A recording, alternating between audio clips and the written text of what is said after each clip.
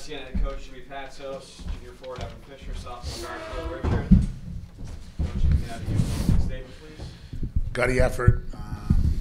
Just proud of the players, proud of the team, but I've been proud of them all year. We've taken some turns making mistakes, and Khalil, they were going to foul you at the end. See, I wanted you to get fouled, but because sometimes we're learning on the fly.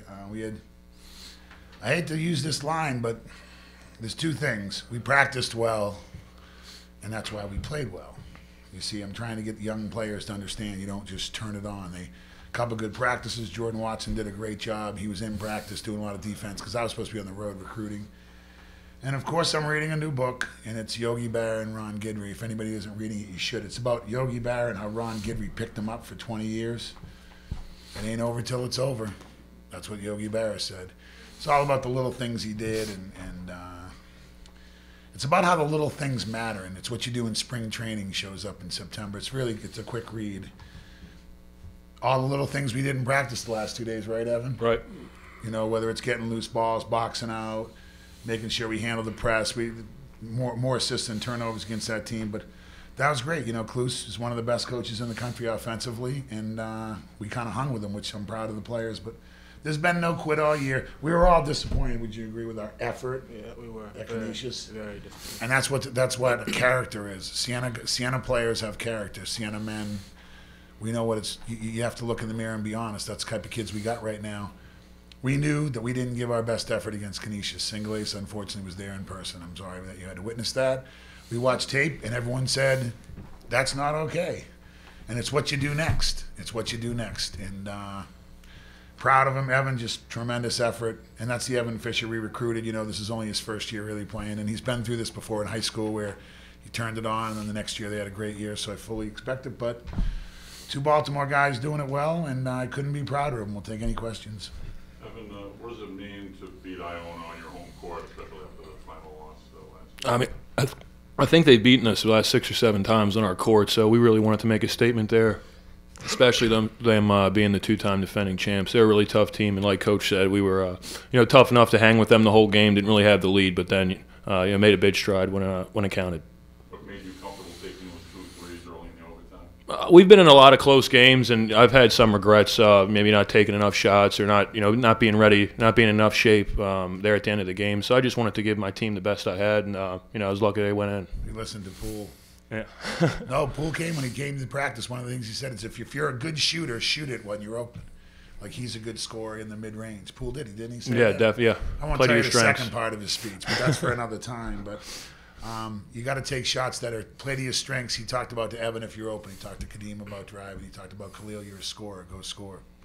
Right? So he was good, and Evan just did it. So, but Khalil hit some big-time buckets for us when we were in little scoring droughts, and 4 assists and 2 turnovers. Very good. And that's all I got. You mentioned the ball moving better and get assists on the first 5 or 6 buckets tonight and carried over. You mentioned practicing better, I guess. Is that maybe feeling a little bit more comfortable after having a few games without Roman? What kind of explains? Yeah, no, it took a look. We've had different games without different players. It's weird when we walk out that we're not the most experienced group, but Roman's last game was 51 minutes a win, and he was starting to really find it, getting his second win. But we've had some, tough luck. That's okay. You deal with luck. There's an old saying: the harder I work, the luckier I got. So we just kept working, and Tom Terrific was pretty good today.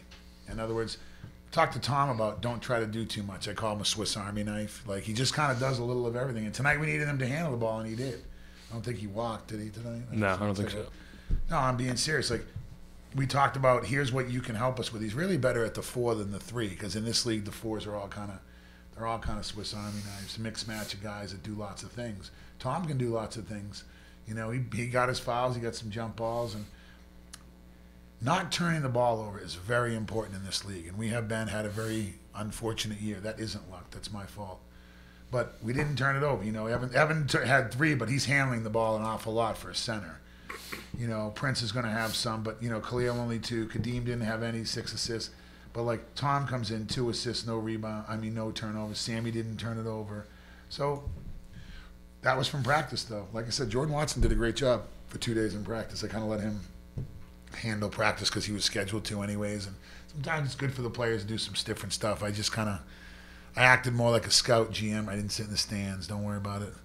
I kind of took a little sidestep and said, here's what I'm evaluating you on.